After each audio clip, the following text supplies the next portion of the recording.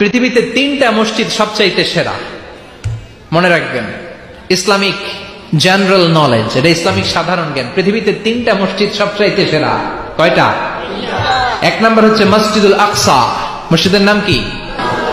মেরাজের রাত্রিতে বিশ্বনবী ওই মসজিদটা ভ্রমণ করেছিলেন এবং বিশ্বনবী বলেছেন, খবরদার, স্পেশাল সওয়াবের নিয়তে, বিশেষ সওয়াব পাওয়া যাবে এই নিয়তে পৃথিবীর তিনটা মসজিদ ছাড়া আর কোন মসজিদে সফর করা জায়েজ। তার প্রথম হলো মসজিদুল আকসা। এই মসজিদুল আকসার ভেতরে 1 রাকাত নামাজ পড়লে 500 রাকাতের সওয়াব দেয় কে? 2 নম্বর মসজিদে নববী, বিশ্বনবীর কবর যেই মসজিদের মধ্যে রয়েছে, ওই মসজিদে 1 রাকাত নামাজ পড়লে 1000 রাকাত নামাজের সওয়াব দেয় কে?